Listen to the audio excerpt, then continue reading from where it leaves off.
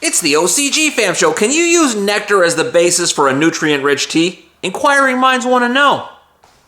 Hey there! Bob from Oregon's Constant Gardener. Welcome to the OCGFAM show to you, my YouTube buddies. What's going on? Let me know down there in the comments. We'll talk about it after the show. So, I want to talk more about compost tea, maybe a few episodes on it, but we had an interesting question, an unusual question.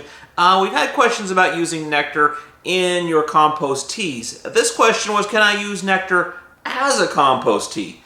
And no, but it begs a discussion, and I think you'll find it interesting, especially if you use compost teas in your grow. So watch the clip, and I'll talk to you after. Multisumi123. Off subject, yet timely. I'm excited. Can I use Herculean Harvest alone in water as a tea? And can it be applied immediately, or should it be sit for a couple days? No, you can't.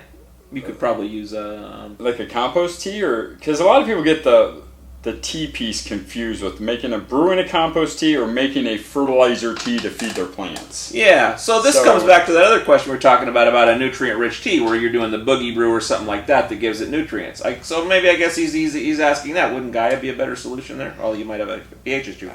Oh, there's a pH issue, and then there's the already broken down food issue. Mm-hmm. So, I mean, everything we put in the bottles are things that we've already fully digested down into into its available form, so it's not a great food source for a microbial tea.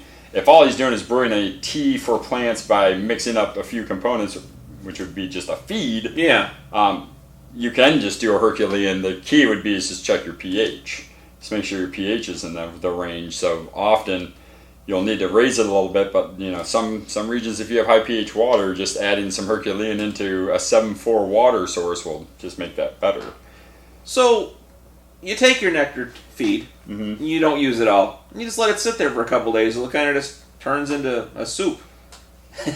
That's still nutritious to your plants, isn't it? Kind of. Well, it's nutritious to the soil. The soil. Well, I guess that's what I'm kind of saying, is maybe he's thinking something like that. Yeah, but at the same point, it's why spend all this money on a product that's designed to feed the plant and then turn it into a soil food when I'd rather feed the plant, have the excess, not feed the plant, turn into soil food when it's still fresh and hasn't turned anaerobic or have the proteins locked. The longer this sits in a solution, the less available it becomes to the plant. Yeah. So, I don't see the benefit of making it into a tea.